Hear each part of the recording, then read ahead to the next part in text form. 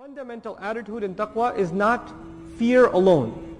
It is to do something or take an action out of fear of falling into some kind of trouble. Fear is khawf, that's just a feeling. Like you hear a loud sound, you feel khawf. You hear a loud sound and you take cover, now you're doing taqwa. Meaning you took an action based on a fear. Right? This is taqwa.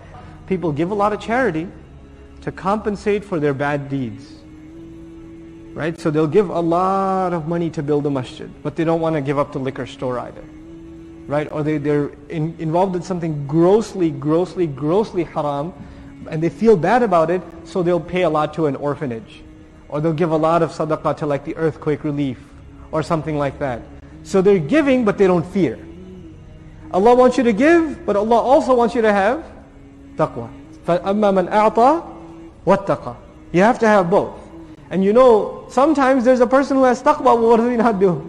He doesn't give. He doesn't give. When an important person comes and shakes your hand, or a famous person, or a celebrity of sorts, or an authority, they say, man, you know who talked to me today? You know who I talked to on the phone today? You know who came over to my office? The CEO of this company or that company. A big person gave you attention. Whose attention does this person want? فَأَمَّا مَنْ أَعْطَى وَاتَّقَى. He wants the attention of Allah Azza wa Jal. That's where we find seeking the face of Allah towards the end of the surah, right? But then they're afraid, just like there, إِنَّا نَخَافُ مِنْ رَبِّنَا يَوْمًا عَبُوسًا قَمْطَرِيرًا. It is we who fear, no doubt about it, we fear from our Lord a day, a horrifying, a saddening, an overly depressing day. Abusan, very strong word used in that surah. Anyhow, coming back to this one, Ash-Shawkani rahimahullah writes, أي بدل, meaning this ayah means بدل ما له في وجوه الخير. He just gave up his money, just kept exhausting his wealth in all faces of good, meaning all kinds of good. He was looking for things to give give his wealth to. It was like, someone who really wants to make it big in this dunya, and they say, man, I got some money, I don't know how to use it. So they go to their business buddies, got any good business ideas? Where should I be putting my money right now? The market's kind of bad, where should I invest? Right? So there's this idea of putting your money in a good place. Or finding, what's called diversifying your portfolio. Right? That's called diversifying your portfolio. So you don't put all your money in one, investment. You put a little here, put a little here, put a little here. What is this person doing? Ash-Shawkani rahimahullah comments, fi wujuhil khayr. All kinds of faces of good things.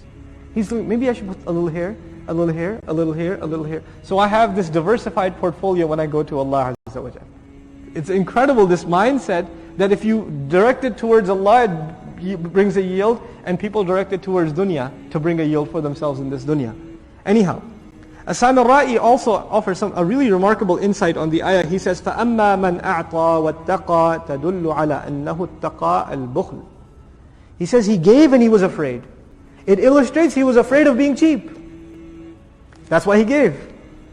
He gave as he was afraid, meaning waw becomes haliyah. He gave as he was afraid, meaning he was afraid of becoming those who are cheap, who hold on.